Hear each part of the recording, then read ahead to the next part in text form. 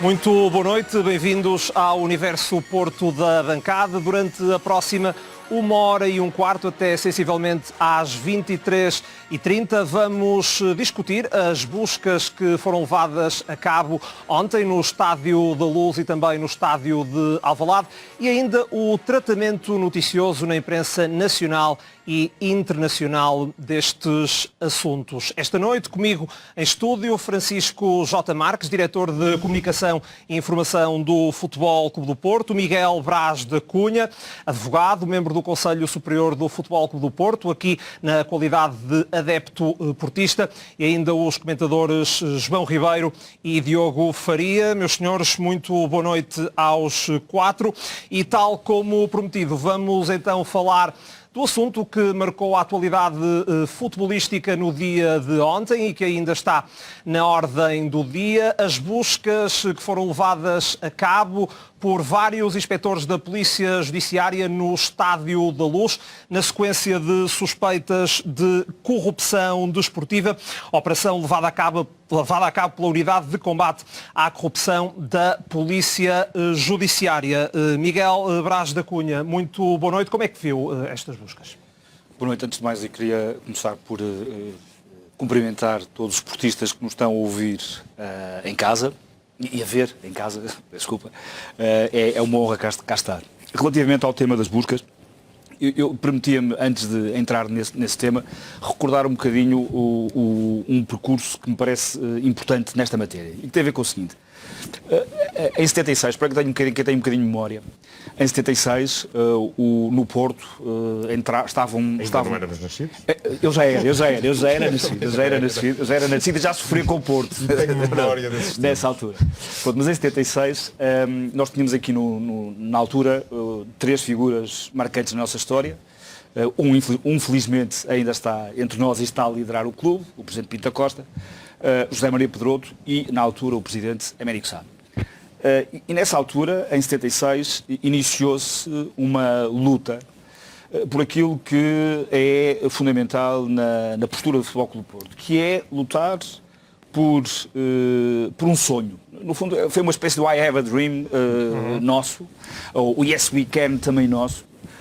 E na altura disse, nós temos um sonho, que é que os jogos se ganhem no relvado. 11 contra 11, fintas, falhas, mas tem que ser lá. E estas três figuras foram, no fundo, as figuras que lideraram uma luta, que foi uma luta dura, para que isto fosse verdade. Para que, ao longo desde então, desde 76 até hoje, o Porto se transformasse naquilo que é um clube, enfim, imparável em termos daquilo onde tem de ser ganhos os jogos, que é no relvado, nos pavilhões, a marcar gols, a fazer cestos. Bom, isto para dizer o quê?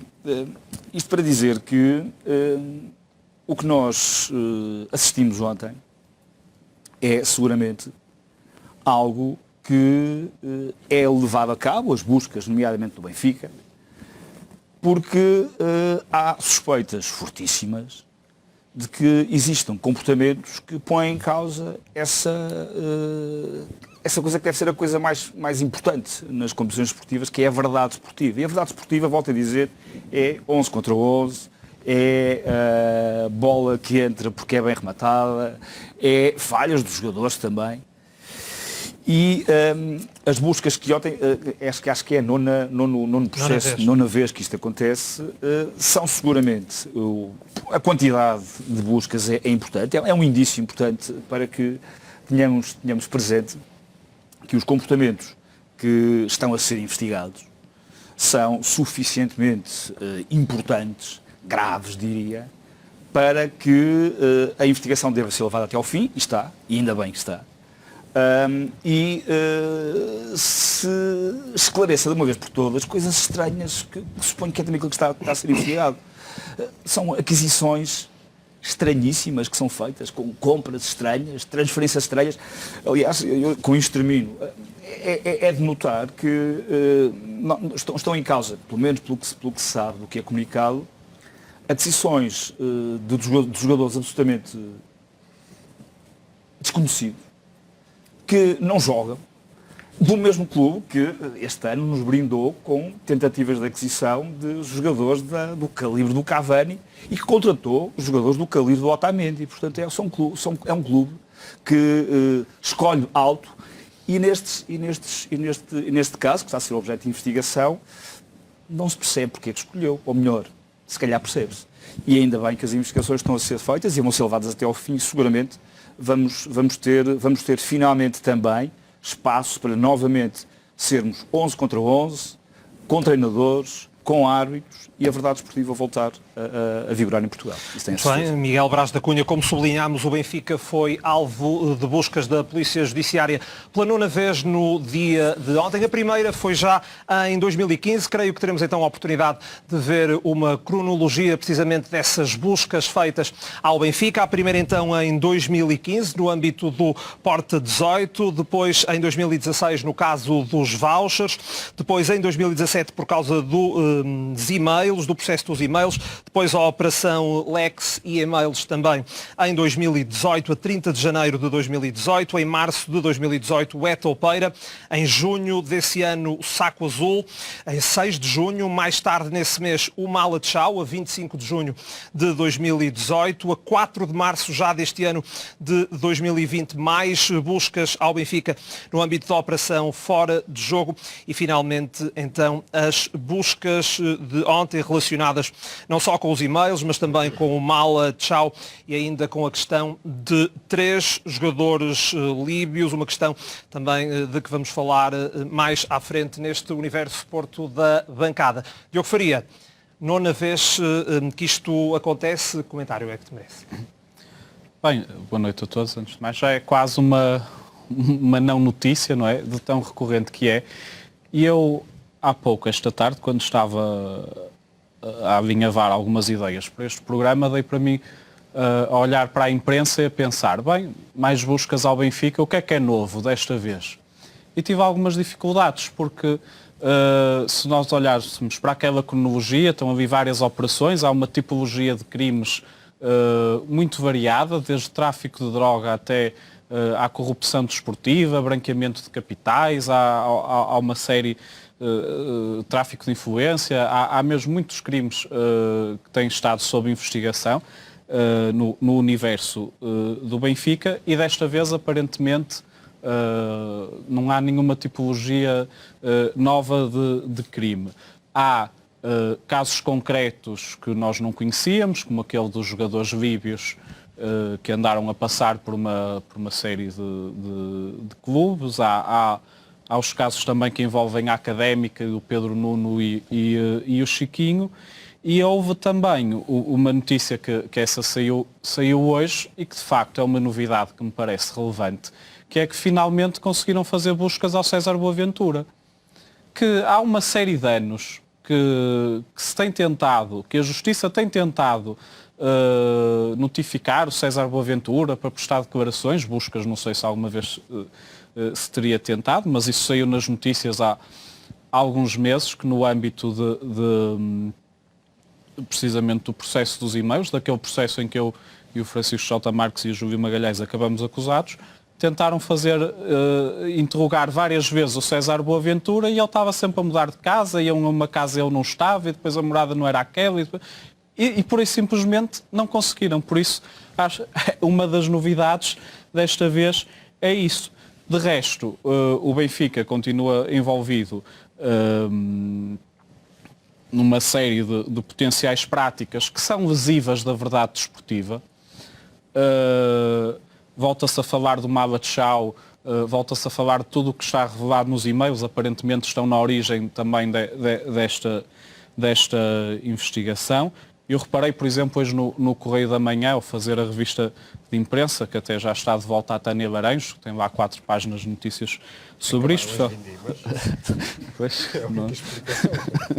Mas de facto, saúde-se o regresso de Tânia Laranjo. Fala, por exemplo, de potencial corrupção ou tentativa de corrupção por parte do Benfica no jogo Futebol Clube do Porto Desportivo das Aves, da época 2017-18, que é um daqueles jogos que se calhar já quase ninguém se lembra, mas foi o jogo antes do golo do Herrera na Luz, que foi a única jornada desse campeonato em que o Futebol Clube do Porto estava atrás, porque tinha perdido antes em Belém, e depois teve uma jornada atrás e foi à Luz e ganhou e passou para a frente.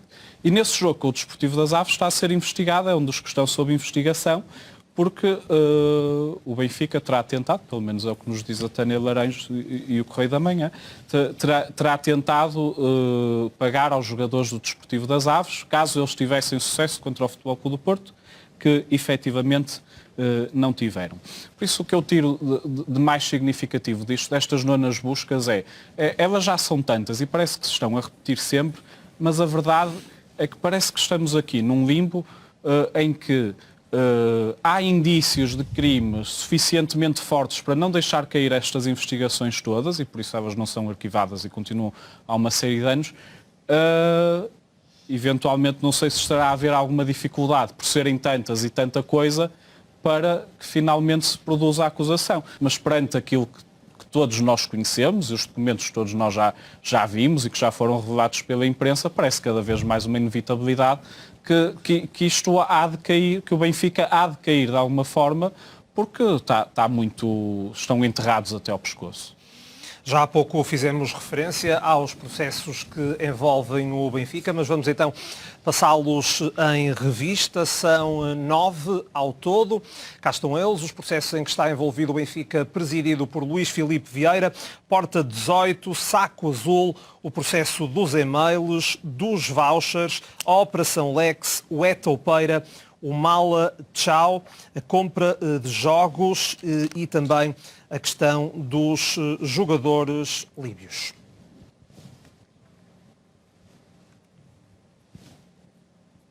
Francisco, comentário. Segundo as autoridades portuguesas fizeram nos últimos 5 anos 9 buscas ao Benfica.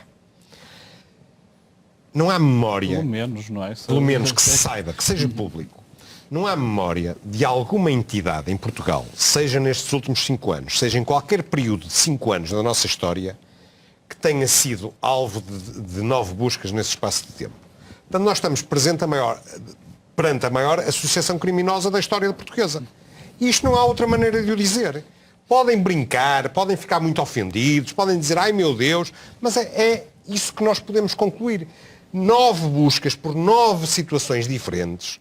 Algumas acabam por se repetir, mas há sempre alguma coisa nova. Desta vez, por exemplo, havia os jogadores líbios, que nós não conhecíamos os jogadores líbios, mas nós conhecíamos este modus operandi, que aliás não é muito diferente. Se formos ver, não é muito diferente do que parece acontecer, que parece ter motivado também as buscas na académica, que são formas de financiamento de clubes terceiros. E para que é que se faz esse financiamento encapotado? Provavelmente para obter algum tipo de vantagem no caso desportivo. Mas nós há uma infinidade de casos. Os casos sucedem-se, alguns deles nem sequer estão aqui repercutidos porque têm a ver com, não exatamente com o Benfica, mas com o seu presidente. Portanto, aqui ainda há a acrescentar a estes casos que aqui estão, alguns mais antigos, etc. Portanto, nós estamos perante uma associação criminosa. Não há outra maneira de o dizer. Não há outra forma de encarar isto. E enquanto no futebol português nós fingirmos que não há um problema muito sério com este Benfica, porque não é o clube Benfica em si mesmo que é problemático. O problemático são estas pessoas que estão à frente do Benfica, umas ainda lá estão, outras já não estão oficialmente, estarão na sombra, como os Pedros Guerras e os Paulos Gonçalves, etc., que umas vezes... Não estão porque o clube quer, não é? Exatamente, estão porque o clube quer e porque os sócios assim o entendem, mas há aqui um problema muito sério e nós não vamos ter um futebol português digno enquanto subsistirem estas práticas. Não vamos. Não vamos. Portanto, é preciso, de uma vez por todas, que as autoridades do futebol não continuem a assobiar para o lado. Porque o que nós vemos sistematicamente há buscas, depois o tempo da justiça, da chamada justiça comum, é normalmente lento. E, portanto, nós estamos aqui, o grosso destas coisas começaram no verão de 2017, em junho de 2017, com as divulgações aqui neste mesmo programa. Estamos a chegar ao inverno de 2020, estamos no outono de 2020, quase no Natal, e continua sem haver ainda resultado dessas coisas. Acreditamos que seja porque continua a se investigar e estas operações assim o parecem confirmar, e que mais tarde ou mais cedo teremos conclusões e com certeza teremos acusações, porque é impossível não achar que pode acontecer outra coisa, quando nós temos jogadores a dizerem sob juramento em tribunal que houve tentativas de suborno, foram abordados para perderem com o Benfica. Isso não pode não ter consequências, não se pode fingir que os jogadores não disseram aquilo. Com certeza não são tolinhos, até porque encarar e enfrentar o povo do Benfica não é fácil. Tem sempre um custo. Portanto, e esses jogadores que tiveram a coragem de o dizer, não são com certeza maluquinhos para o dizer, e com certeza é possível desvendar o que efetivamente aconteceu. Portanto, nós estamos, à medida que o tempo vai correndo, nós vemos avolumarem-se as suspeitas sobre o Benfica, nós vemos avolumarem-se os indícios de práticas completamente irregulares, e sempre vai tudo acabar no mesmo, na adulteração da verdade desportiva. É disso que realmente se trata. E isto só há uma maneira, é cortar o mal pela raiz. João Ribeiro, como é que analisas esta situação? Em primeiro lugar, desejar boa noite a todos os telespectadores, deixar aqui uma nota prévia, que é: nós tentamos ao máximo evitar falar muito do Benfica, mas o Benfica está na roda sempre do dia. Portanto, nós não conseguimos tirar o Benfica da berlinda, porque o próprio Benfica teima em fazer capas de jornais e, como vimos, são sempre capas bastante duvidosas relativamente àquilo que é a verdade desportiva e relativamente àquilo que é as práticas de boa gestão, quer desportiva, quer empresarial, porque o Benfica acaba por ser também uma SAD, logo uma empresa. Há de facto aqui um avolumar de processos. E eu vi até no Twitter há pouco tempo que a equipa da PJ tem mais deslocações ao Estádio da Luz nos últimos anos do que qualquer equipa da Primeira Liga, o que não deixa de ser um dado interessante. Depois vemos aqui o Benfica alegadamente culpado, ou alegado, pelo menos aqui com estes processos a decorrer, portanto nunca temos sempre partido do princípio da presunção de inocência, portanto eu vou sempre dizer alegadamente, porque é assim que devemos tratar a doutrina jurídica, não é, Dr. Miguel?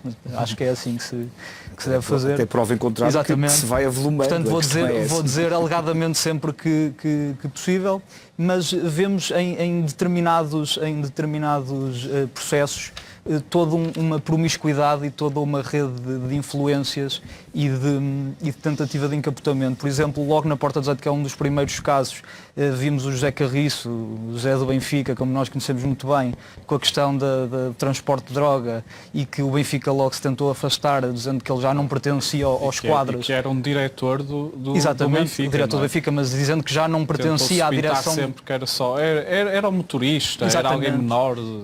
Mas que era diretor, e que depois tentaram dizer que já não seria diretor na altura, mas o que é facto é que depois havia reuniões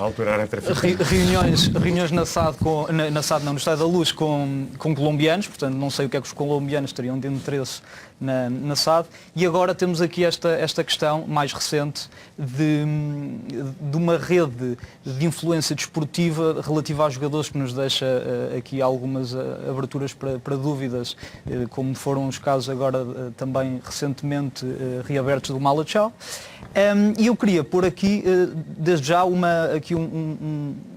acrescento, uma adenda. Não foram 9, foram 10, porque eu vi hoje no Record que, relativamente ao caso das matrioscas em 2016, antes dos vouchers, portanto antes de outubro, houve também uma busca ao Estádio da Luz. Isto era uma operação que também abrangia o Sporting de Braga e o Sporting Clube de Portugal, e era relativa a relações desportivas com a União de Leiria e com a sua SAD. Portanto, é mesmo uma mão cheia, ou neste caso duas mãos cheias, de deslocações da PJ. E também dizer que ali no Círculo de Fogo, que aparecia num dos grafismos, eu vejo o Círculo de Fogo e tenho dúvidas se o Círculo de Fogo se está a aproximar e a fechar, ou se o Círculo de Fogo é cada vez maior e as pontas soltas vão andando de um lado para o outro, e isso preocupa-me também pelo aquilo que é os os danos reputacionais da nossa Liga, que depois mais frente falaremos também de uma medalha do recorde, mas de facto é altamente preocupante.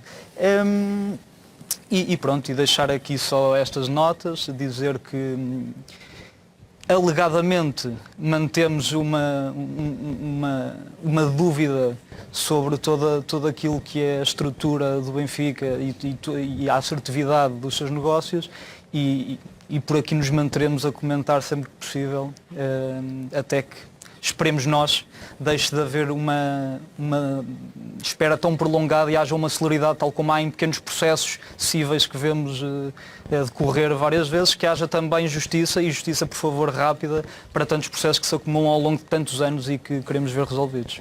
Estamos a falar de vários processos judiciais no futebol português e, por isso, o Ministério Público criou uma equipa especial para investigá-los e perceber se alteraram a verdade desportiva. Ora, o advogado do Futebol Clube do Porto, Nuno Brandão, esteve ontem à noite aqui no Porto Canal e abordou precisamente a atividade desta equipa especial criada pelo Ministério Público. A equipa especial não foi criada para investigar esse universo geral de crimes do futebol, ou ligados ao futebol. Foi criada para investigar aqueles crimes que poderiam ter efeitos, ou que poderão ter tido efeitos sobre a verdade esportiva. E, nessa medida, estará a investigar os crimes de corrupção, crimes de tráfico de influência, compra de jogadores, compras de árbitros, match fixing, condutas relacionadas com antidoping, enfim, coisas desse género que afetam a verdade esportiva. Mas também tomamos conhecimento, enfim, sabemos isso até pelo próprio desenvolvimento dos processos, que essa equipa especial também investigou os tais 2 processos que se referem ao acesso ilegítimo a correio eletrónico e à divulgação de correio eletrónico. Enfim, isso não tem nada a ver com o deturpamento da verdade esportiva, quer dizer, enfim, não se percebe bem a lógica, por que razão é que, por exemplo, as fraudes fiscais no mundo do futebol não estão a ser investigadas por esta equipa especial, mas a divulgação de e-mails que são trocados dentro de um clube estão a ser investigadas. O que seria natural é que os processos relativos ao acesso e à divulgação dos e-mails ficassem na dependência da evolução dos outros processos. E aquilo que nós assistimos aqui é que os processos da divulgação dos e-mails, nomeadamente aquele que diz respeito à divulgação aqui no Porto Canal, avançou muito mais depressa do que os processos, as investigações relativas aos factos que foram denunciados nos e-mails. Miguel Brás da Cunha. Eu, relativamente à intervenção do professor Nuno Brandão, gostava de salientar um aspecto que me pareceu, 2 ou 3 aspectos que me pareceram muito importantes na intervenção de ontem e que aqui foram recordados. Primeiro, foi salientado que o Porto, como é seu timbre, respeita, porque tem de respeitar os tempos de justiça. O Francisco há bocado referiu, e bem, os tempos de justiça são tempos mais lentos, mas necessariamente mais lentos. Não podem ser excessivamente lentos também, mas são necessariamente mais lentos, porque são morosas, as coisas têm que ser apuradas com rigor, e isso o Futebol Clube do Porto, mais uma vez, nestes últimos tempos, que são tempos muito difíceis para a verdade esportiva, como temos constatado, o Futebol Clube do Porto tem sido exemplar. Exemplar, e isso ficou claro na intervenção de ontem. Primeiro, o Futebol Clube do Porto está num processo civil, enfim, que eu confesso que digo, não percebo porquê. Não percebo porquê, porque o Porto está nesse processo civil a lutar por um bem maior. Não está a lutar por si, eu diria. Está a lutar por um bem maior, que é a liberdade de expressão. A liberdade de expressão é um bem fundamental, nomeadamente no mundo da informação. E nesse processo civil, na realidade, o que está em causa é isto. É saber em que medida é que interesses privados se devem sobrepor a interesses públicos. E a resposta parece ser clara. Não podem, não há maneira. Não é? E o Porto está lá na primeira linha a combater, com sacrifício, eu diria pessoal, de pessoas que estão aqui presentes nesta mesa, não é? Com sacrifício da instituição, porque o Porto não tem de ser uma entidade que esteja na luta, não devia de ser uma entidade que está na luta deste valor, mas está. E da intervenção nota do Dr. Nuno Brandão foi claramente isso também que salientou. Depois, parece-me também é fundamental salientar isto, é que o Porto está habituado a que os seus processos decidam onde? Nos tribunais. É aí. Porto é um hábito, enfim, eu diria que nasce connosco, nasce com o clube, nasce com as pessoas do clube e não abdica disso. E, portanto, seja no processo civil, seja nos vários processos de crime em que intervém como assistente, o Porto faz aquilo que tem de fazer, intervém com uma serenidade notável, como se viu ontem, aliás, na intervenção. Enfim, é própria de quem tem razão. Eu diria que só quem tem razão intervém do modo como interveio ontem o Dr. Nuno Brandão, em representação do Porto, do seu cliente, deixem-me chamar assim, Porto. E manifesta também outra coisa muito importante, que eu acho que é importante salientar. Volto a dizer, apesar dos tempos de justiça serem uns tempos muito mais lentos, o Porto tem uma crença, eu diria, total no funcionamento do sistema judicial. Isto não quer dizer que se acredita em todas as pessoas do sistema judicial. Convém não confundir, e o passado recente é claro quanto a isto. Não se confundem as duas coisas. Mas o sistema judicial é o pilar fundamental de um Estado de direito democrático, que é onde nós estamos. E o Porto, quer se queira, quer não se queira, é um dos baluartes da defesa do Estado de direito democrático, quer se queira, quer não se queira. E mais uma vez, nestes processos, eu insisto nisto, o Porto não tinha que estar metido nisto, mas para quê? Porque é que havia de ser o Futebol Clube do Porto a dar a sua voz para a afirmação de um princípio fundamental, que é a liberdade de expressão nos órgãos de comunicação social? Mas está. Porquê? Porque se há nota que marca o Futebol Clube do Porto é a sua insubmissão e, portanto, não fica parado perante qualquer injustiça que apareça. E, nomeadamente, não pôde ficar parado e bem perante o avolumar de informação que foi tendo acerca de violação da verdade desportiva. E agora está no sítio onde as coisas são decididas definitivamente, à espera, serenamente, das decisões que aí virão. À espera das decisões dos tribunais portugueses, à espera das decisões dos tribunais europeus, que seguramente, se alguém tiver curiosidade, pode ler as decisões do Tribunal Europeu dos Direitos do Homem nesta matéria, em que a dúvida não existe. Liberdade de expressão, tutela do interesse público, e depois há interesses privados que têm, de facto, que se submeter, porque o interesse público assim impõe. E isto, para mim, foi o que de mais marcante resultou da intervenção de ontem do Dr. Nuno Brandão, que foi a serenidade em pessoa. Diogo Faria, que avaliação fazes desta equipa especial do Ministério Público? Bem, eu não sendo jurista, não tenho o mesmo tipo de condições para avaliar estas matérias e para me pronunciar sobre o que disse o Dr. Nuno Brandão, até sobre o qual que me representa no tal caso em que eu sou arguído.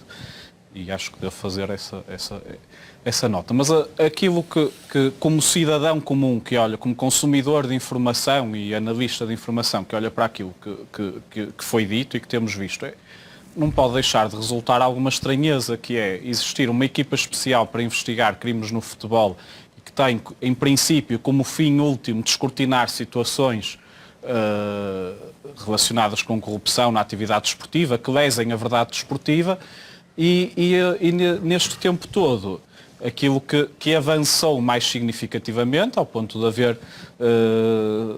haver já uma condenação num processo civil, e de haver também uma acusação, é investigações relacionadas com a divulgação dos tais crimes que eles supostamente vão investigar e que não têm avançado da mesma forma. Mas também, e isso como cidadão causa-me estranheza, mas também na linha do que disse o Miguel Braz da Cunha e do que nós dissemos aqui muitas vezes ao longo dos últimos anos no Universo Porto da Bancada e noutros programas do género, sempre dissemos que a nossa expectativa não é de que haja investigações a correr e que se resolva tudo num instante, que se investigue tudo o que há para investigar, à velocidade que seja necessária e que se apure a verdade e que se condene quem tem de ser condenado. Aquilo, nós já vimos e já se percebeu que houve atentados graves à verdade desportiva, que a verdade desportiva das competições de futebol em Portugal nos últimos anos esteve seriamente comprometida. Eu acho que perante várias coisas que já vimos publicadas na imprensa, e quem olha, e acho que não é preciso ser jurista, para o regulamento para os regulamentos de disciplina da Liga e da Federação, percebe que é difícil sustentar, perante os factos que nós já vimos, que o Benfica possa continuar na primeira divisão. Acho que é evidente que haverá um momento em que o Benfica terá de descer de divisão, já se percebeu isso há muito tempo. Não foi este ano, será no próximo, será no... Nós cá estaremos à espera que a Justiça leve o tempo que precisar e que se cumpra, essencialmente que se cumpra a Justiça e que se castigue a nossa expectativa, os prevaricadores, muito mais do que quem denuncia os prevaricadores, que isso então seria absolutamente incompreensível. Francisco, que apreciação? Em relação à equipa especial, esperar pela conclusão das investigações e a esperança que consigam demonstrar e provar tudo o que nós temos assistido nestes últimos anos. Há alguma perplexidade, claro, por a equipa especial se preocupar com essa questão da divulgação que envolve o Diogo e que me envolve a mim, e que somos defendidos pelo professor doutor Nuno Brandão, de quem eu gosto muito e acho que é uma pessoa acima de qualquer suspeita e que ainda ontem explicou isto muito bem no Porto Canal.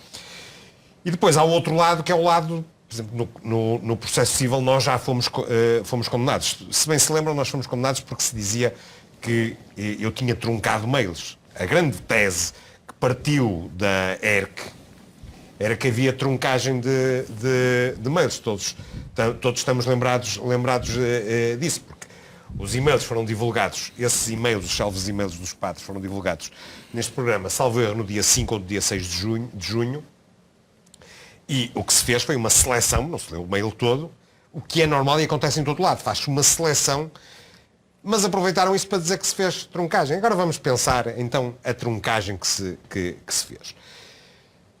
Esses mails chegaram a mim e que na altura, eu depois entreguei-os à polícia, mas na altura só eu é que os tinha.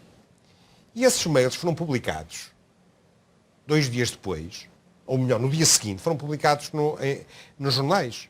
E foram publicados integralmente. Quem é que os terá dado aos jornais? Quem é que terá sido? O senhor doutor juiz é muito mais inteligente e acha que foi o Espírito Santo. Eu, que sou muito burro e ando a truncar mails, acho que fui eu. Acho que fui eu. Percebe? Deixa-me acabar. Acho que fui eu que passei esses mails integrais. Mas então andava a truncar. Sou mesmo burro. E os outros é que são inteligentes. Não. Isto, sabem uma coisa? Havia um documento que andou aí na imprensa a circular que dizia o que é que eles queriam dominar. E estava lá o Poder Judicial. Estava lá o Poder Judicial para ser dominado. Truncagem de e-mails não houve. Porque se houvesse, não eram passados para a imprensa. Para mostrar a vergonha que eles andavam a fazer. Para mostrar a vergonha. Porque não fui eu que tive com a linguagem dos patos, foram eles. Não fui eu que andei a ganhar um tetra da treta. Foram eles. E isto, é assim, tenho estado calado com isto aqui atravessado há muito tempo. Nunca houve truncagem de e-mails. Porque se houvesse truncagem de e-mails, eles não estavam no dia seguinte todos publicados de cima a baixo. Houve seleção. E eles só não sabem, eles sabem bem que houve seleção, que houve escolha do que se dizia, que era o mais grave, como é óbvio. Eles quiseram aquilo para... Eles andam sempre a tentar apagar todos. Andam a tentar disfarçar, andam a tentar iludir-nos. Esperemos que ao menos haja portistas que não se deixem iludir. Esperemos que ao menos isso. Em relação à equipa especial, oxalá consiga demonstrar esta vigarice que se vive no futebol português por causa daqueles senhores. João, rapidamente, antes também... Desculpa, deixa-me só acrescentar um pormenor, que até sobre essa história da truncagem, também, o que se alegava era que com a truncagem passava-se um sentido completamente diferente daquele que estava nos e-mails. E o que também se soube há alguns meses foi que o senhor Adão Mendes, que era um dos autores desses e-mails, era precisamente o ex-árbitro que falava sobre essa conversa dos padres. Quando foi interrogado pelas autoridades, porque também já foi, perguntaram-lhe o que é que eram os padres e o que é que ele disse? Disse que eram árbitros. Disse isso quando foi interrogado pelo Ministério Público. Não precisava dizer.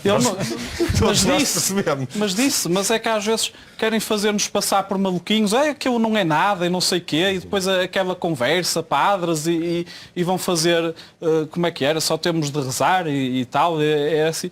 Não, foi assumido por eles, não sei se fugiu-lhe a boca para a verdade, se calhar não estava bem aconselhado, foi... Vocês lembram-se o que é que aconteceu? conteve. Desculpa, vocês lembram-se o que é que aconteceu quando soube o juiz que ia julgar? Recebeu uma visita, um convite para ir visitar o Seixal. Isto é tudo maravilhoso, isto é tudo maravilhoso. O melhor, eu acho que quem devia decidir isto devia abrir uma exceção, trazerem o Rangel outra vez para ele decidir isto tudo. Eu acho que devia ser assim. João, rapidamente. Muito rapidamente, até porque eu deixei aqui a defesa de honra para quem verdadeiramente sentiu isto ainda mais na pele, mas eu muito rapidamente vou só deixar aqui 2 ou 3 notas. Primeiro dizer que também não sou um expert naquilo que é matéria jurídica, para isso já temos aqui o Dr. Miguel Braz da Cunha a falar, mas deixar aqui uma nota muito relevante para o Dr. Nuno Brandão, que com uma total serenidade, assertividade e frontalidade conseguiu simplificar aquilo que são matérias jurídicas em algo muito perceptível para o cidadão comum, naquilo que foi as suas intervenções ontem. Quando eu há bocado criticava aquilo que é a morosidade das decisões e dos processos onde o Benfica está envolvido, eu criticava sobretudo, ou seja, eu percebo que há aqui uma dificuldade, isto não é um processo civil, portanto tem toda uma investigação por trás e tem prazos, mas todos esses prazos foram já amplamente ultrapassados, portanto estamos a falar de 3 anos e meio, ontem o Dr. Nuno Brandão falou disso e portanto acho que é de deixar a nota de que 3 anos e meio já não é um tempo aceitável. Dizer também que o Porto está efetivamente muito bem representado naquilo que é a sua parte jurídica, quer pelo Dr. Nuno Brandão e todo o Círculo de Advogados do Futebol Clube do Porto, quer também por o assessor jurídico da administração, Hugo Nunes, que também recebeu um Dragão de Ouro. Portanto, aqui se mostra como aquilo que é a área jurídica do Futebol Clube do Porto está bem representada. Em relação ao pedido de consulta de processos, a última nota, não sei se foi um problema de servidores, o que é que aconteceu. O que é facto é que eu percebo que esteja protegido este caso pelo aquilo que é o segredo de justiça, logo, mesmo o Porto como assistente pode não ter direito a aceder ao conteúdo, mas como é que não há pelo menos uma resposta e não há uma explicação para o Porto, depois no âmbito de outros processos, precisar deste conteúdo do processo dos e-mails para a sua defesa noutros processos, como por exemplo poderia ser o processo civil que foi instaurado e que depois acabou por nos bloquear a possibilidade de estar aqui a expor aquilo que foi a verdade ou a falta de verdade desportiva. E foi precisamente, João, também sobre isso que Nuno Brandão falou ontem à noite no Jornal Diário do Porto Canal. De facto, 3 anos e meio para realizar uma investigação criminal é bastante tempo. O Código de Processo Penal estabelece limites máximos para a investigação, que aqui foram claramente ultrapassados. Saber se neste caso concreto, do chamado caso dos e-mails, foi ou não ultrapassado um prazo razoável daquilo que seria o processo, a investigação realizada por um investigador diligente, normalmente diligente, nós só poderíamos formular esse juízo se tivéssemos acesso ao processo. O que é que aconteceu? Nós, o Futebol Clube do Porto, tal como qualquer cidadão, estando em causa suspeitas de corrupção, logo nessa altura em que tomamos conhecimento que o processo foi aberto, que aquele inquérito foi aberto, requereu a constituição como assistente. O assistente é um sujeito do processo que tem uma função de colaboração com o Ministério Público. Tratando-se de crimes de corrupção, qualquer pessoa pode constituir-se assistente e, para mais aqui, estando em causa crimes de corrupção que poderão ter afetado o Futebol Clube do Porto, tem uma legitimidade acrescida para se constituir assistente. Como assistente, o Futebol Clube do Porto tem o direito de requerer a consulta do processo e de indagar o que consta do processo. Isso quer dizer o que na prática? Na prática quer dizer que... Saber o que é que está a acontecer com o processo, o que é que está a acontecer no processo. Portanto, um assistente poderá consultar o processo, a menos que o processo se encontre em segredo de justiça. Nós já tentámos várias vezes consultar o processo, já foi requerido isso. Estranhamente nunca tivemos até hoje sequer uma resposta e já por várias vezes a pedimos, dizendo-nos sim, dizendo-nos não. Não tivemos até hoje nenhuma resposta aos pedidos de consulta do processo que já foram feitos, como digo, várias vezes, já com muitos meses, com muitas insistências. Até hoje não tivemos nenhuma possibilidade de consultar o processo para saber em que estado é que está a investigação. Francisco.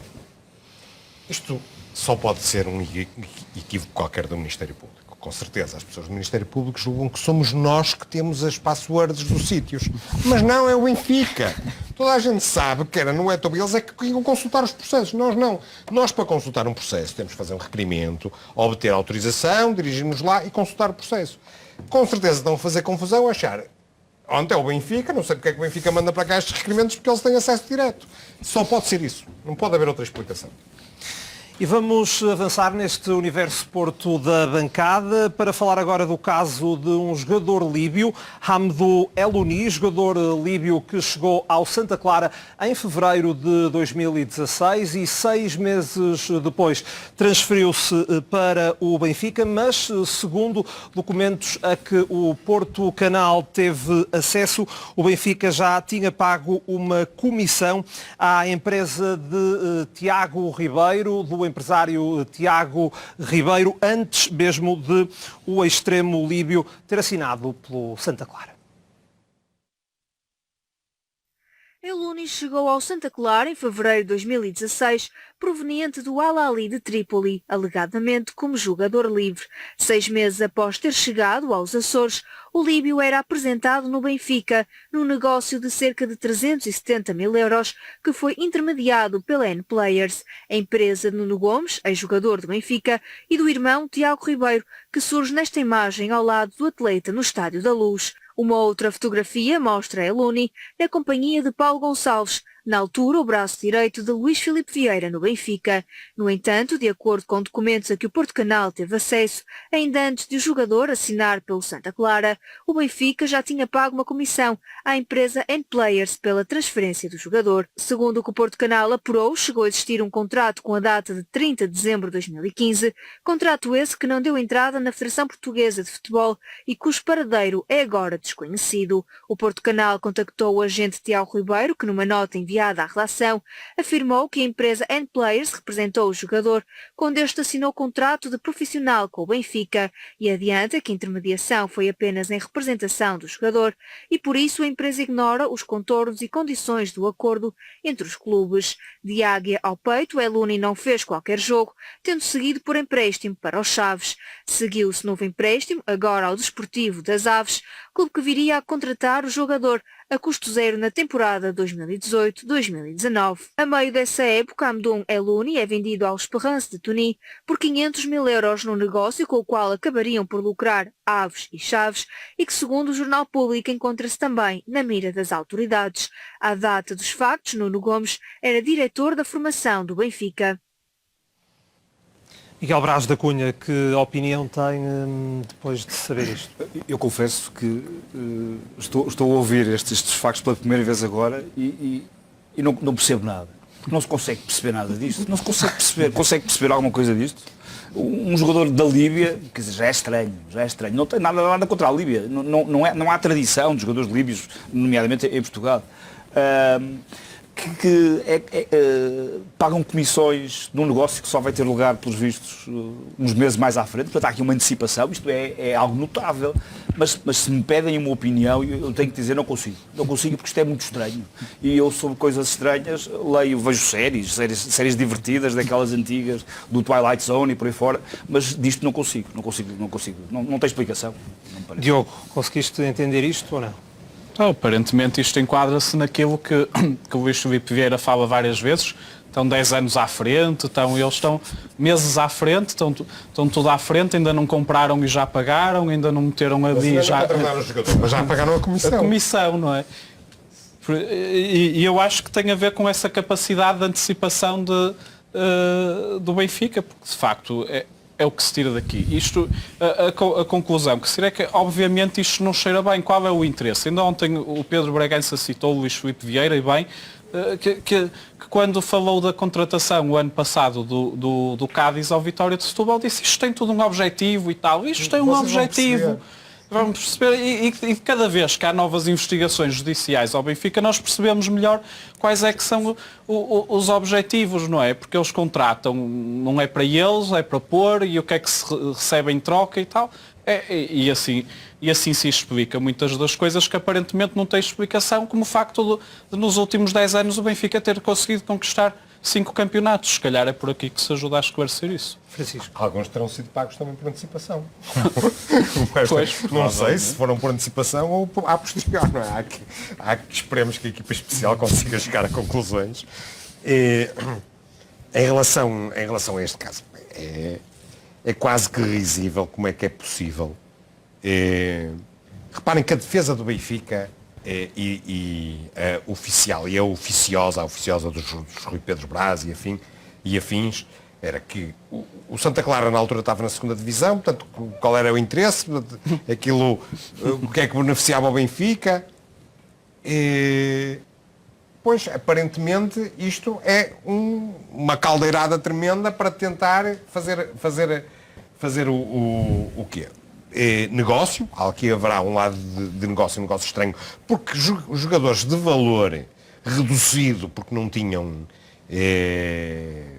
especiais skills, não fizeram carreiras extraordinárias, eram jogadores com valor de mercado muito baixo, portanto, eu acho que serviam era para aquele rodízio de empréstimos e de circulação de jogadores, como nós nos lembramos do Luquinhas, que eles compravam, emprestavam, depois iam voltar a comprar e tal, e que nós vimos também acontecer, por exemplo, no caso de jogadores portugueses, e aí já estamos a falar de jogadores de uma qualidade bastante superior, que foram contratar à Académica, pagavam à Académica X, depois cediam a custo zero ao Moreirense, depois iam comprá-lo ao Moreirense por 20 vezes mais o valor, é uma coisa estranhíssima.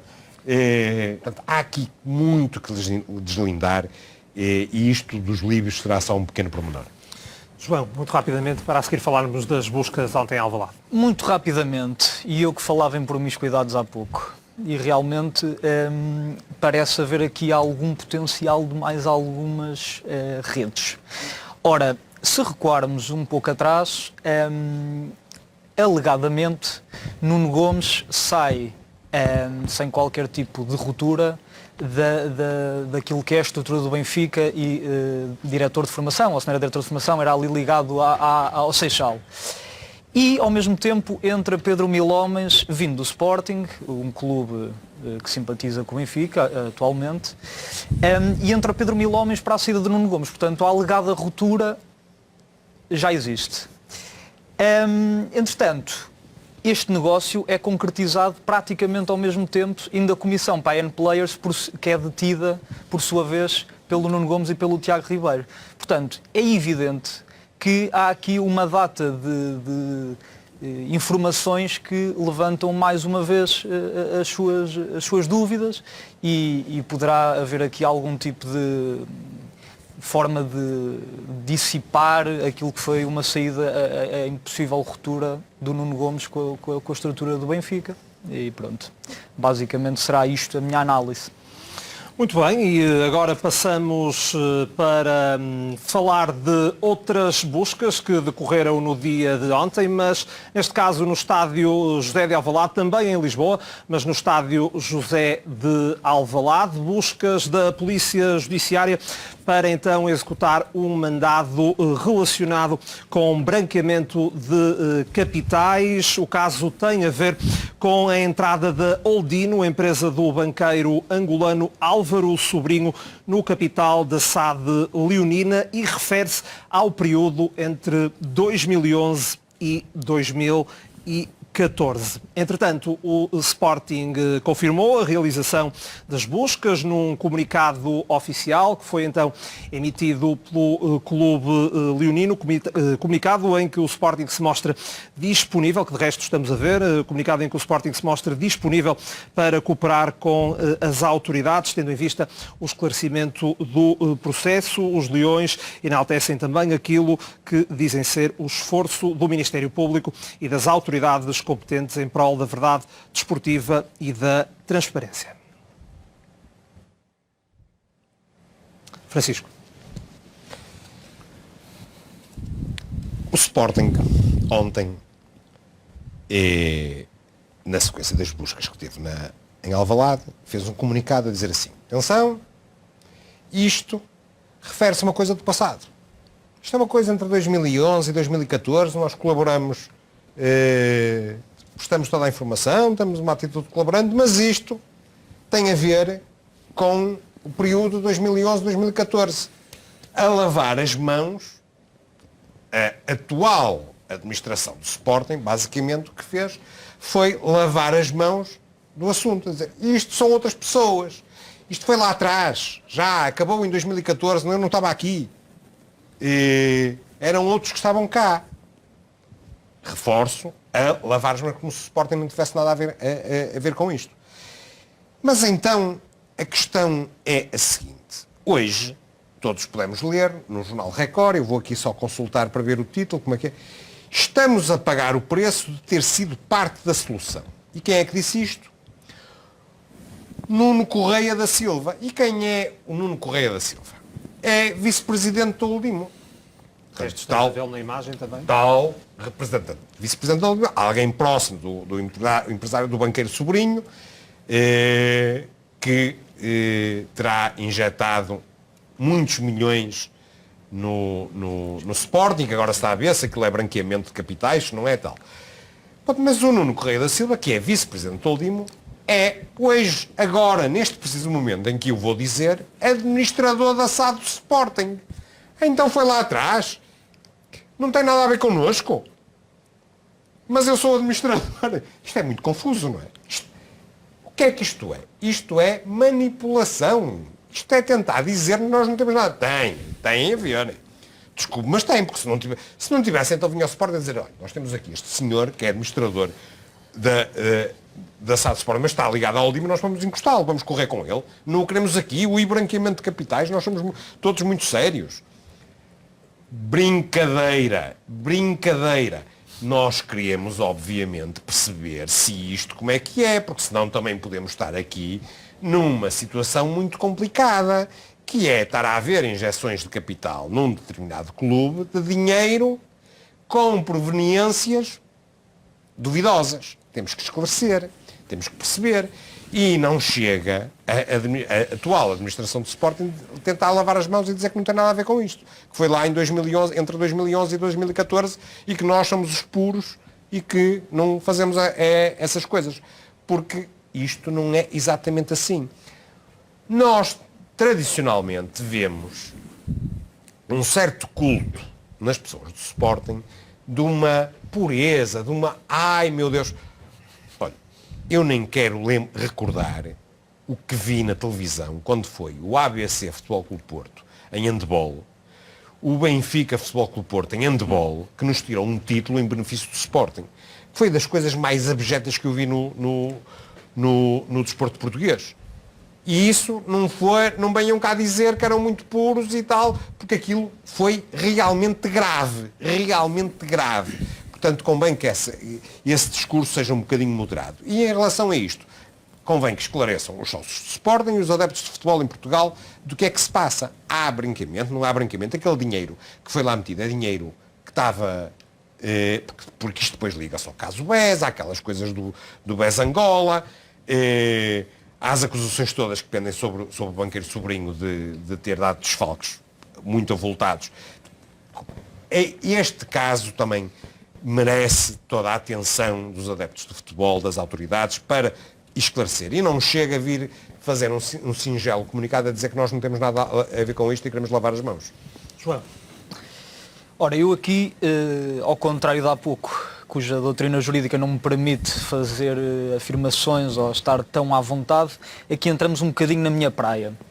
Ora, Rui Pinto, a 22 de agosto, tem um artigo no Expresso sobre aquilo que foi uma queixa no TCIAP, o caso do BES Angola, todos os crimes económico-financeiros, em que ele próprio também afirmou no Twitter haver coisas que os portugueses deveriam saber, os vistos gold, a ESCOM, que é a Espírito Santo Comercial, que entretanto foi transformada numa empresa de várias coisas, área de investimentos, depois diamantes e mineira, e depois dividiu-se em dois, e que até teve para ser vendida à Sonangol. Logo aqui já vemos toda uma teia a ser montada. E onde também refere os 365 milhões que Álvaro Sobrinho concedeu a si próprio naquilo que era a sua qualidade como presidente executivo do BES Angola. Quer dizer, conceder 365 milhões a si próprio na qualidade de presidente executivo do BES Angola, quer dizer, isto é uma coisa absolutamente incompreensível, não é? E, portanto, daqui já existem as tais suspeitas relativas a onde é que poderá vir depois a origem dos fundos da Oldimo. Entretanto, no Sporting, como já foi aqui lançado em algumas notícias e que a própria Oldimo tem no seu site, a Oldimo como é que entra no Sporting? Adquire direitos económicos de determinados jogadores. Primeiro, penso eu que não tenho esta informação, mas creio que é 16,5 milhões de euros, por direitos económicos de 17 jogadores. Depois... Converte-os em crédito? Não, depois converte, depois faz uma nova injeção, passa para 20,5 milhões e de 17 passa para 28 jogadores. Estamos a falar de direitos económicos sobre 28 jogadores do Sporting. Isto basicamente é nada mais, nada menos do que uma divisão de passos e de direitos económicos. E já agora, posso dar outro exemplo daquilo que pode ser uma também promiscuidade daquilo que é a divisão de passos, o Benfica Star Fund, que era aquele fundo muito conhecido que tinha passos de maior parte dos jogadores do Benfica, tinha acionistas como a Ongoing e o João Berardo. Portanto, podemos ver a festa que era esta coboiada total dentro daquilo que eram as participações dos fundos que depois detinham os passos dos jogadores. Pronto, destes 20,5 milhões transitam para capital social. Exatamente, passam para capital social os 20,5 milhões comprando as ações a €1. As ações, em 2013, penso eu que foi quando esta transação se fez, em 2013 ou 2014, mas as ações, eu tive há pouco a ver, nunca ultrapassaram os 50 cêntimos por ação. O Sporting compra, no mínimo, com uma inflação de 100%. Isto é uma loucura total. Portanto, não sei, o Oldimo é no mínimo um parceiro muito estratégico, a par com todos os portugueses. Porquê? Porque depois há um perdão de dívida por parte daquilo que é o Novo Banco e o BCP, naquilo que depois foi a possibilidade de recompra das VMOCs por parte do Sporting, a um desconto de 70%. Portanto, isto é uma loucura total. Sei também que tem aqui informação, ou pelo menos a notícia do Varandas relativa ao título de 2015 e 2016. Eu sei que ele em julho de 2018 diz que em novembro vai expor tudo sobre o que viu em 11 anos de futebol. Ora, 9 de novembro de 2018 já passou, de 2019 também, 2020 foi ontem, não sei quando é que ele está a contar expor tudo aquilo que viu nestes 11 anos, e deixo também já agora em jeito de desafio para ver o que é que o Sporting vai fazer nos novos processos que o Benfica tem em mãos, já que naquilo que creio que era o processo de Etopeira, o Sporting decidiu não recorrer daquilo que foi a instância, em primeira instância, penso eu, quem recorreu dessa decisão, acabou por ser o Ministério Público, o Sporting abdicou de recorrer. Portanto, já agora gostava de saber qual é que vai ser a posição do Sporting relativa aos próximos processos, quer ser assistente, se vai recorrer ou se continua a ser condescendente com aquilo que é as decisões contrárias às posições do Sporting. Diogo Faria, como é que viste isto? Vi Por acaso, já foi dito muito do que eu iria dizer. Eu ia pegar precisamente nessas reações do Sporting, porque desde logo o comunicado do Sporting tem aquela coisa que tem sempre, o do Benfica também, que é prestamos toda a colaboração e não sei o quê, como se isso fosse uma grande coisa. Iam fazer o quê? Eles, a Polícia Judiciária, o Ministério Público, o juiz aparecem-lhes lá e eles só têm de abrir a porta e deixá-los entrar e fazer o que quiserem. Isso de prestar toda a colaboração, isso não é nada, é a obrigação deles, não é? E vem sempre com essa conversa para se armarem em nós é que estamos a colaborar e tal. Trata-se de gente educada, como toda a gente sabe. É, de facto. E depois, vem sempre a tirar areia para os olhos, mas isto é uma coisa que tem acontecido recorrentemente na história recente do Sporting. É certo que eles têm uma vantagem a esse nível, que é uma desvantagem, mas para tirar areia para os olhos é uma vantagem. Eu estive agora a contar de cabeça, se calhar falta-me algum.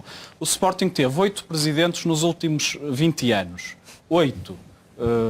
Por isso, sempre que acontece alguma coisa que se passou há 2 ou 3 anos, eles fazem, isso não é nada connosco, isso foi com o outro, porque há sempre o outro e o que está nunca tem tempo de levar com as coisas. E por isso passam sempre entre os pingos da chuva, porque desculpabilizam-se sempre e são o clube, lá está, sério e atenção, aqui não há nada a apontar. Um vice-presidente deposita dinheiro na conta de um árbitro, foi condenado em tribunal por causa disso, Paulo Pereira Cristóvão. Alguém fala disso, alguém diz algo, alguém associa ao Sporting, porque depois vêm os outros e dizem nós não temos nada a ver com esse bandido e não sei o quê, não gostei. E é sempre, recorrem sempre a essas coisas para atirar areia para os olhos. E agora, como o Francisco expôs, até querem atirar para os olhos das pessoas que não têm nada a ver com uma coisa que é de um administrador atual deles, da administração, presidida por Frederico Varandas.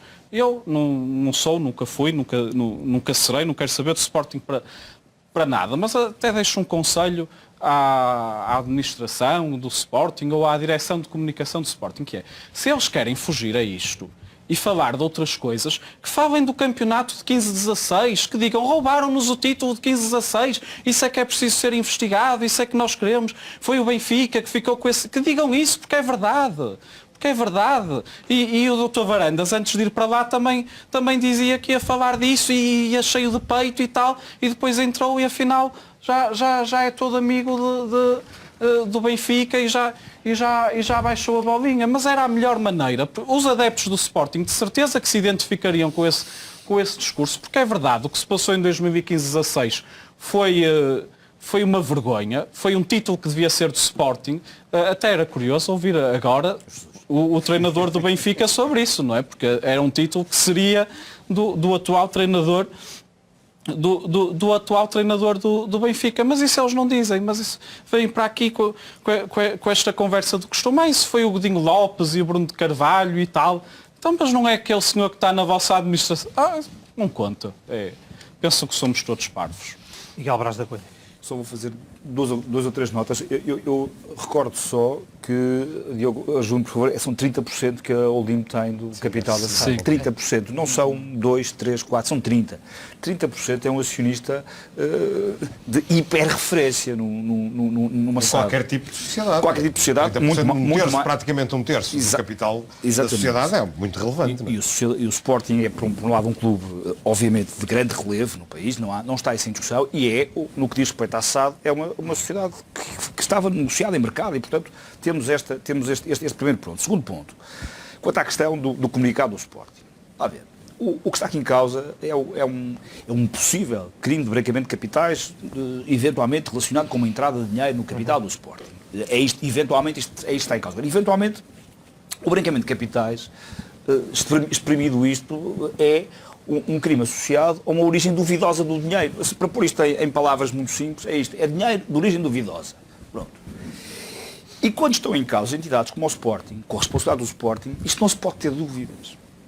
E não é de hoje, não é legislação de 2018, nem 2020, nem 2000, é de há muito tempo. As entidades, nomeadamente sociedades negociadas em mercado regulamentado, não podem ter dúvidas relativamente aos negócios que fazem, muito menos à entrada de dinheiro que significa 30% do seu capital. e que envolveu, como o referiu há bocado o João, a compra de 27 ou 28 jogadores, esteve envolvido, e portanto não pode haver dúvidas. A única coisa que o comunicado do Sporting podia dizer hoje, se de facto fosse um comunicado que quisesse dizer alguma coisa, era: nós, quando o dinheiro cá entrou, investigamos tudo. E não temos dúvidas, ele entrou.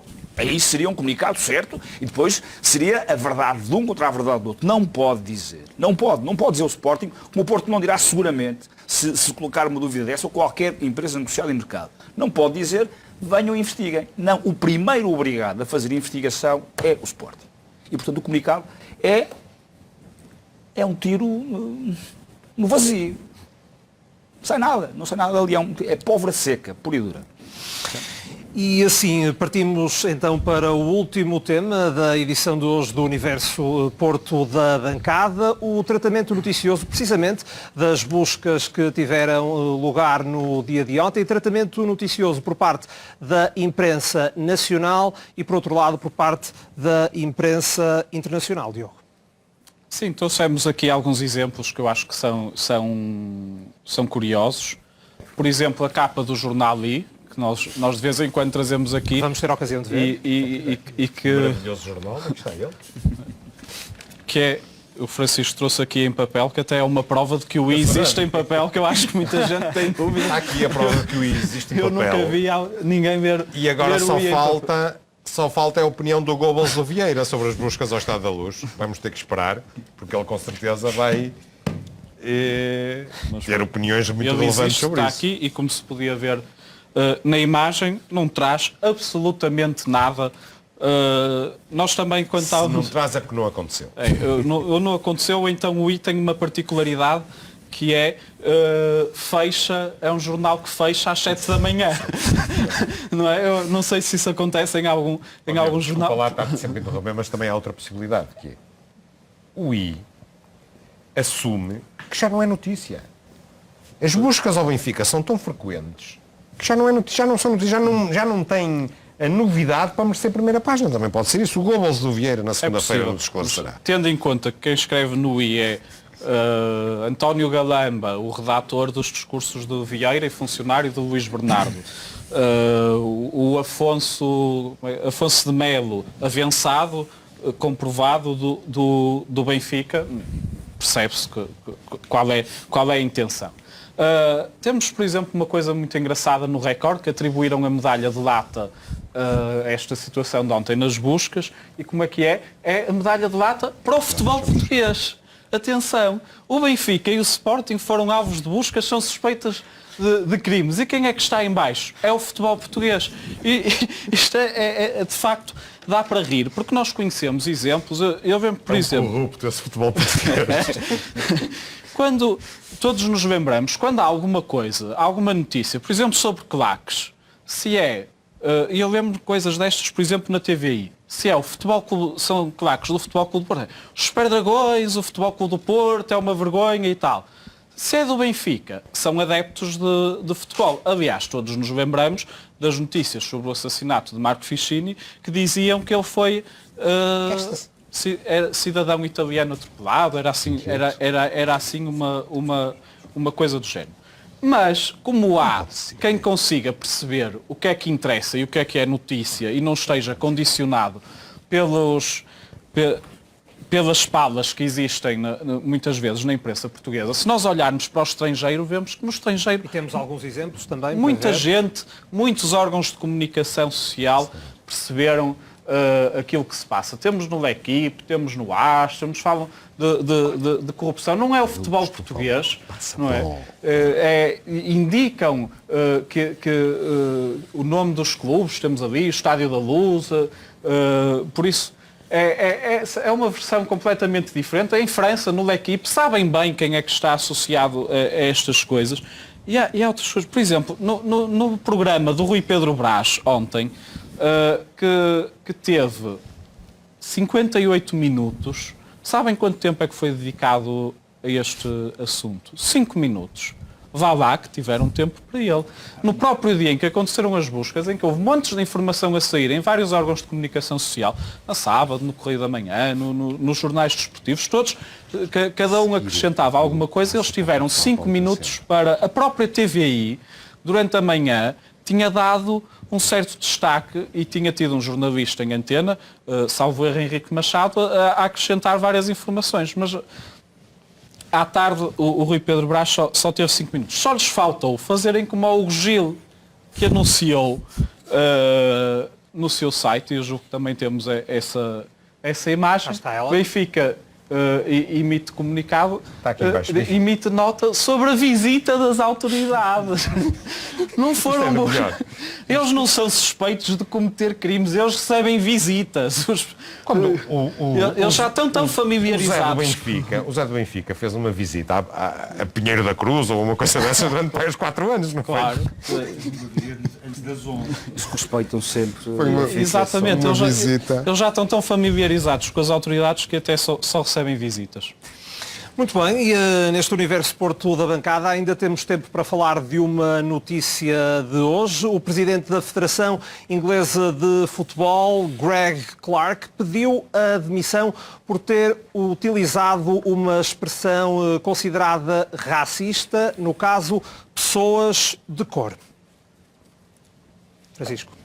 Eu acho que esta notícia é uma bufetada no Rui Santos, no racista Rui Santos, e no Ricardo Costa, diretor da SIC. Porque todos nós estamos lembrados do bacteriologicamente puro, que é muito pior que a expressão que levou à admissão do Presidente da Federação Inglesa. Essa expressão é nazi. Exatamente, é uma expressão terrível e que foi branqueada. Mas também eu posso recordar aqui que o Vasco Mendonça, referindo-se a mim, dizia que eu era o cancro. E perante expressões deste tipo, o Ricardo Costa sempre teve uma atitude, na SIC, sempre teve uma atitude benevolente, de permitir, o problema eram os outros que eram tóxicos, mas os racistas, como o Rui Santos, continuam a ter lá palco para continuar e o Luís Aguilar, já agora desculpa Francisco, que hoje foi para lá dizer que isto que se passa só descredibiliza a justiça, que quem anda a investigar não percebe nada disto do futebol e que só descredibiliza a justiça. Exatamente. São as pessoas não tóxicas que o Sr. Ricardo Costa meteu lá. Estamos, não sei se querem fazer rapidamente uma observação. Estamos... Eu sou muito rapidamente. Em relação a esta matéria, eu digo mais, o Porto é um bom exemplo. Basta olhar para a melhor equipa de handball que alguma vez foi construída neste país para ver o que é que são portugueses. São todos. Claro. Portugueses são todos os que são portugueses, ponto. Não há cor, não há origem, portugueses, ponto. E o Porto é um exemplo. E o desporto é das melhores áreas para a integração de toda a gente. Claramente. É dos melhores. Nós vemos as equipas com gente de todo lado e sem problema alguns a conviverem todos, a terem todos o mesmo objetivo. Nós vemos isso nas nossas equipas de futebol, de handball, mas vemos também nas equipas adversárias. Claro que sim. E depois há uns espertos, como os Rui Santos, que não passam uns racistas de pacotilha, que vêm ter discursos racistas na televisão e que não lhes acontece nada.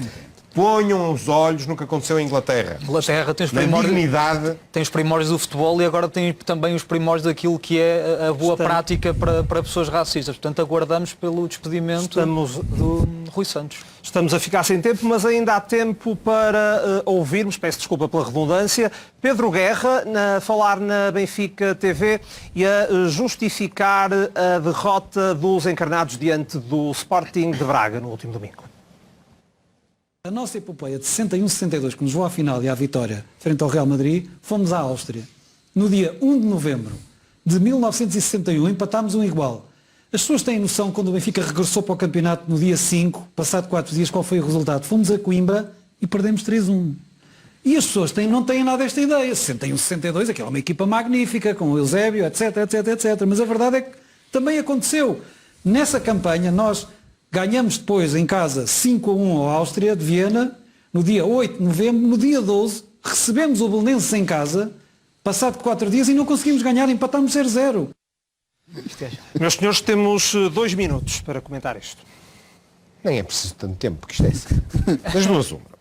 Isto é muito sério, não estejam a gozar com o Pedro Guerra, que isto é muito sério. É assim. Se o Pedro Guerra tiver razão, o Benfica é um forte candidato à conquista da Liga dos Campeões este ano. Porquê? Porque em 61, apesar de ter perdido com a Académica 3-1, ganhou a Taça dos Campeões Europeus. Portanto, se o Pedro Guerra tiver razão, eu não sei se não é este ano que o Benfica ganha a Liga dos Campeões. Depois, há um facto que destrói a teoria do Pedro Guerra. A teoria do Pedro Guerra parte da seguinte premissa. Jogos europeus, o jogo a seguir é tramado. Já era em 61 com a grande equipa do Bela Guto, no melhor treinador da história. Não sei se Jesus ouviu esta parte e gostou, o melhor treinador da história, e que até tinha o Eusébio e o Diabo 4, e perdeu na Académica. Mas depois, é assim, o Braga também jogou nas competições europeias. Oh, que caneco. Lá vai pela base, lá rói pela base uma teoria tão bonita. E pronto, é o Pedro Guerra e a manipulação do Benfica. Não há tempo para mais na edição de hoje do Universo Porto da Bancada. Francisco J. Marques, Miguel Braz da Cunha, João Ribeiro e Diogo Faria, boa noite e até à próxima. Ficamos por aqui, continuo com o Porto Canal. Muito boa noite.